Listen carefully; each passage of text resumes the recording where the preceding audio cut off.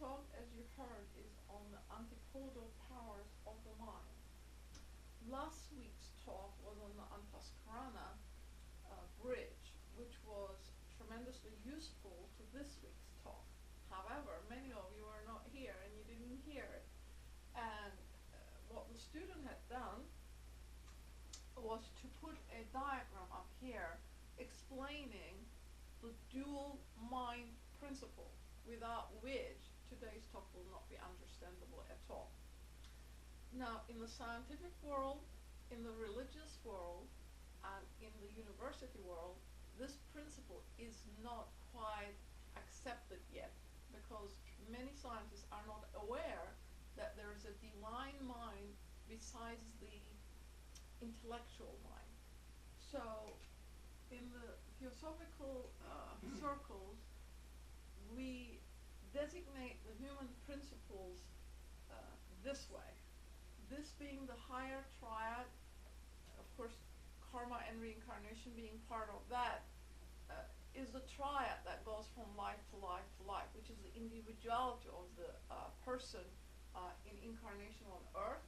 And that principle in Sanskrit is Atma Bodhi Manas, but we can say the spirit, soul, or discriminative soul, discrimination, and then mind. And it is this principle that today's talk will be concentrated on. And the student last week did that, saying that there is this antaskarana bridge which links the lower mind to the higher mind, the higher being divine, which goes from life to life. And I must also stress that there is only one mind principle. It's just that when we come into incarnation in a body, it functions in a dual capacity. This dual capacity must be understood if we are to understand who or what we are and what our purpose is in the scheme of things. In all of the writings, it is stated that when we talk about opposites, for instance, love, hate, cold, heat, it is easily understood that these do exist, and that in order to gain experience, we must use the opposites, because if we did not have love, how it would know what the opposite power is? Or if we did not suffer pain, how would we know what joy would be? So these opposites do exist, and we do use them. However, this is a two-part talk. Today, we're going to kind of talk about the more obvious aspects of the dual mind, but there will be another one that will go into succinctly how some of the powers are so very similar that general public probably isn't aware of what they are. So let us talk about good and evil. In all teachings worldwide, religious especially, there's always an almighty God, and then to oppose that there is a Satan. Not that the theosophical literature accepts or believes in any such concept, but I thought I introduce it in this direction. So when we look around, we should ask why such two forces exist, even if they are just representative of whatever the powers are, and it doesn't really exhibit itself in that direction. We need to understand what these powers are. So in the opposites then, in understanding it, it would be light and darkness, because we always refer to that the spiritual aspect of the individuality as the light in the heart, or we can call it the Christos principle or God, however we want to express it. But darkness and light comes into it. But theosophy asks, okay, these are the opposites. and we need darkness to understand what light is. But should the darkness be pitch black? Why should the opposites not be like a shadow on the wall and teach us the lesson and then just disappear, rather than us becoming in this murky darkness involved to such depths that we find it difficult to pull ourselves out of it? Because who of us can say they have not suffered loss? Who of us can say we have not had extreme joy? Who of us can say we haven't suffered pain or ill health? So this two aspects then of our life is there. So what would we call those? What would we call this pitch darkness? We would call them extremes. It's not just the opposites we're talking about. Now it has become the extremes.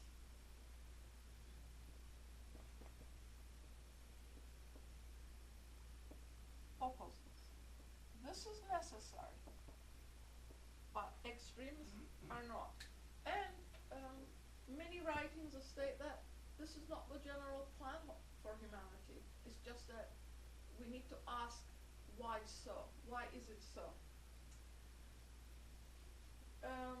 There was one little statement in here that I would like to share with you, and this comes from HPB, whose picture is behind me. She says, she calls the truth the wisdom religion because it has always been in the world. Does not believe or admit that there is a personal God seated in some far off corner of the universe. But she says this wisdom religion scientifically indicates the truth behind the terms, and that truth, she says, is dependent on the dual moral nature of the mind. The dual, but here it is moral. Dual, but the moral nature of the mind. So then morality is part of that mind. That in the core of each human being, there is a core that has that moral aspect of life as part of the divine mind. And goes on to say, higher and lower manas, mind, are figured allegorically as the two inseparable companions of man through life. The one, his guardian angel, the other, his evil demon. Man is eternally a thinker, and the results of his thinking are never lost. All good and evil thoughts and feelings are lodged unshakably in the occult aura of the hidden self, where they remain as living seeds from which fructify and grow the karmic events of tomorrow. Now that is a seminal statement that we need to put in our own minds and concentrate in thinking as to what it really means. So she's telling us thoughts are real things. Not only that, but they are very powerful because they are recorded. Nothing that we think is lost. So depending on where our thinking process is, we're either going up towards the spiritual or down towards the gutter, which is what she calls the mud, earth. So if then all our thoughts are recorded, what's the medium? Oh, these things don't write very well. Or it's me. Recorded. Where are they recorded? What medium is this recorded in? electromagnetic akasha. Our thoughts are electrical because they're telepathic. If they were not electrical, we would not be able to understand one another because we have telepathy between ourselves. That's the only reason we understand it. So, but she tells us that it is recorded in the occult aura of the hidden self. Who is the hidden self? The individuality, the part that goes from life to life. She calls that the hidden self. What's the lower self? Who I consider myself to be. The personality. So, we have a personality and we have a hidden self, individuality. Even these words are not properly understood by the general public. So the hidden self, we always point to the heart, but it's not the physical heart, it's the occult heart she's talking about. Christ's principle in each human heart, the light, the star in each heart. So the hidden self then is the one who records all of these thoughts are recorded. And then we go on to discuss it by saying, who can measure hypnotizing power of the army of thought sensations that swarm around humankind, the progeny and heirs to man and his terrestrial spoils? So, where is our thinking most of the time? In the lower aspect, which is the intellectual mind. By the way, the intellectual mind is necessary for our well-being because I do my bank statement with my intellectual mind. I go to work every day and use it, but where is the influence coming from is what really we need to ask. As we just read in the reading the Gita, there is that passionate desire element which is really developed to the utmost degree in humanity at this stage. And it is desire principle that really moves the mind in this capacity. So if our desires are personal for gain, for power, it's pulling it downward on earth. And if it is, what did he say we needed to do? We need to make it pure, make it altruistic, make it universal. What does that mean? For the benefit of all, then it becomes a beneficent force, and the higher mind is in charge. It influences the lower aspect in its daily activity. And a good question would be, if this higher mind was really active, would we really have had all this mess that occurred in the investment world? Would anybody steal somebody else's money and think that they got away with it? All of our activity, even in our thinking, is recorded. Imagine the real acts that we conduct, what kind of harm that does universally. Because what did we say? We are a brotherhood. Humanity is one. Yes, we are individuals, but our future is dependent on each individual unit working synchronously together for the benefit of the all. So then we should put Akasha here.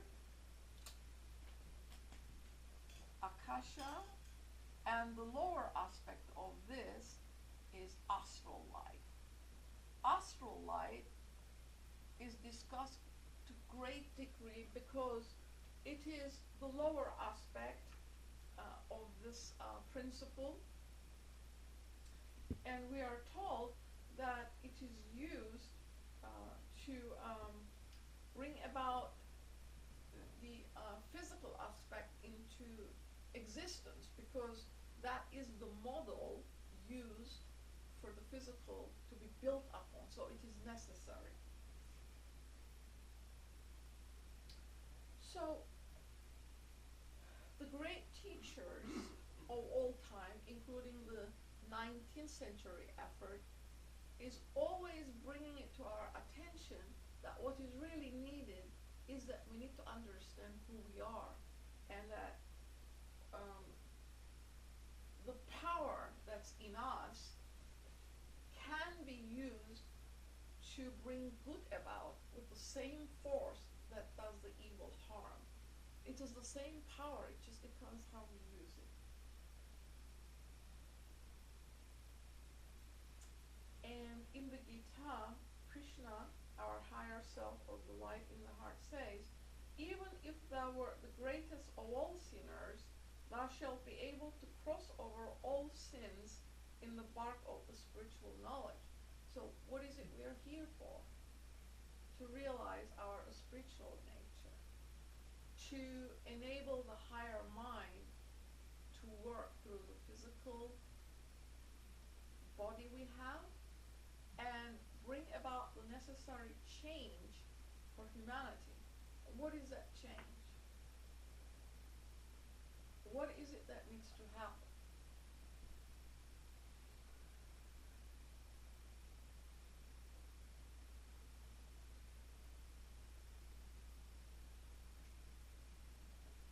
It is to bring the wisdom of the higher mind into the world and bring about change from the core of each human heart. This is not an external process, it is an internal process. But what theosophy does is bring it to the forefront that these options are there, and that as the occult aura around the human being works this way, so the occult laws of the cosmos also work in the same way.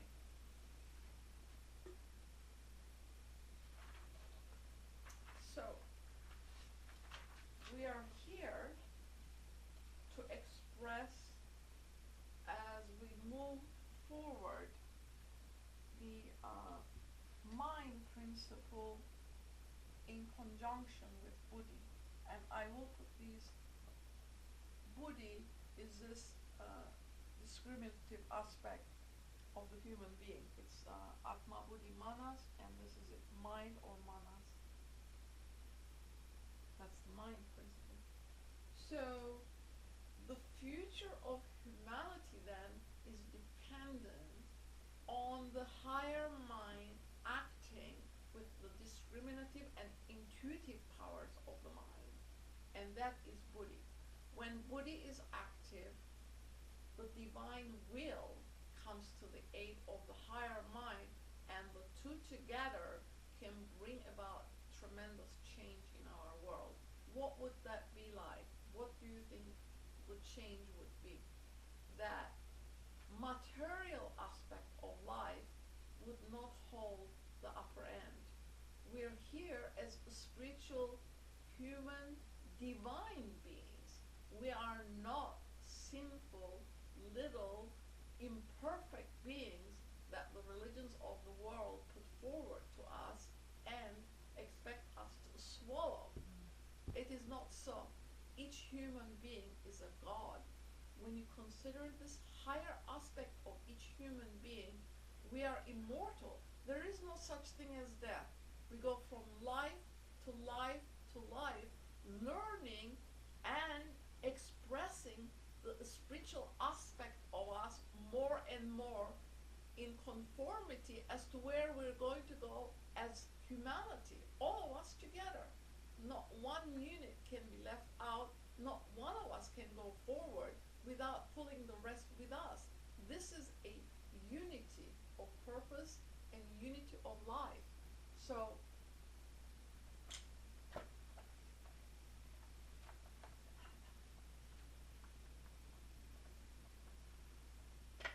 these principles express unity. We come from the same essence. We look separate and different, because the exterior is separate. We're each covered in a body, so this essence though is the same that expresses itself through the human heart. What is that essence? Well, we said the spirit, the spiritual discrimination, and mind. HPB tells us the mind principle is going to be fully expressed in the next round. And all this effort was brought forward so that they would give us tools, understanding, and a manner of activity that we could conduct ourselves in so that we would move in this direction. Because mind, once it is lighted in one, it then can be lighted in the next one. Because telepathically we communicate even in sleep with all those that are like us, that think on the same level. Because the consciousness is one. Consciousness is one.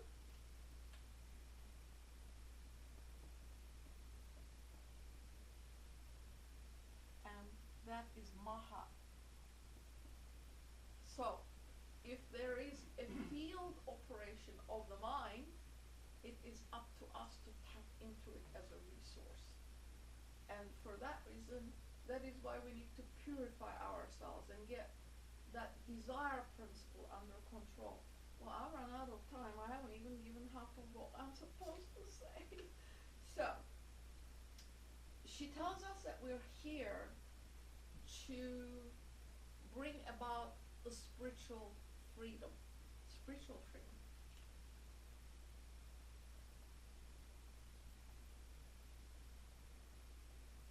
Spiritual freedom. What is it that humanity is involved in today? Wars everywhere. Where are the wars coming from, do you think? Because what we internally feel as conflict, we bring it out into the world as a war. This is the expression of each human being externally out into the world. So we're told that the harsh extremes have to be gotten rid of, and that each God, which is a human being incarnated, is learning to master the powers of the self, the individuality. And that this unique battle, which is internal to each human being, is for a spiritual freedom. And she says, upon the shoulders of humanity then rests the moral equilibrium of our universe. So we are responsible as to what we do and what happens in the universe. And so we should not judge ourselves by our imperfections, but the change that we bring about in ourselves first, and by influencing all those that come into contact with us, the rest. And this little article I copied, it's by Sir James Jeans, and I will read it to you, because I thought it was very interesting. He says, classical physics seem to bolt and bar the door leading to any sort of freedom of the will. This is, we are talking about 19th century. The new physics hardly does this. It almost seems to suggest that the door may be unlocked if we could only find the handle. The old physics showed us a universe which looked more like a prison than a dwelling place. The new physics shows us a universe which looks as though it might conceivably form a suitable dwelling place for free man, and not a mere shelter for brutes. Employing the 19th century mentality, brutes. A home in which it may at least be possible for us to mold events to our desires. What kind of desires? Higher aspect of desire. And live lives of endeavor and achievement, whether we continue to call matter, matter or not. What remains is, in any case, very different from the full-blooded matter and the forbidding materialism of the Victorian scientists. His objective and material universe is proved to consist of little more than constructs of our own minds. In this and in other ways, modern physics has moved in the direction of mentalism, because the new physics is borrowing from where? Metaphysical concepts. So HPD came, crushed the mentality of the Victorian era, traveled all through the universe, producing a web, if you can think of it that way, by the mind, a web of mind powers, and introduced these Sanskrit terms because she tells us that the English language, where it is concerned in differentiating between aspects of the lower and the higher mind, it is ineffective because the dictionary meaning does not make it clear.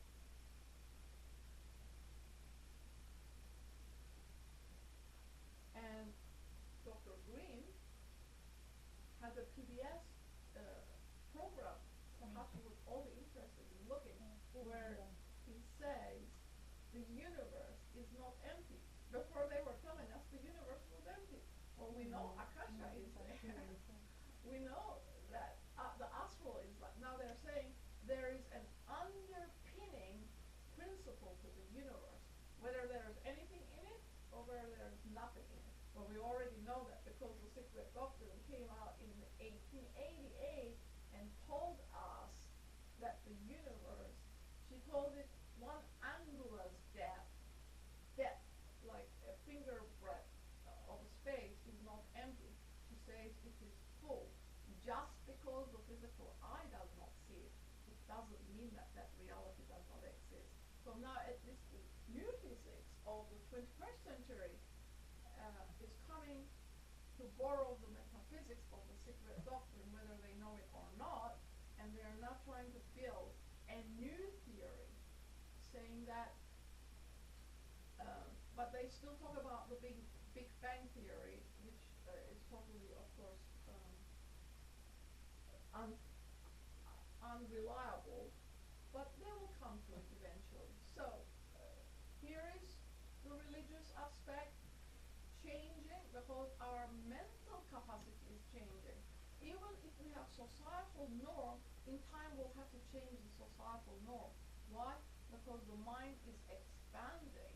It is becoming more expressed, and there's a movement amongst us towards a spirituality. We're tired of dealing with the material world because what is it? What is it you gain through desire? Momentary satisfaction. Then you're on to the next desire. It is totally unsatisfactory.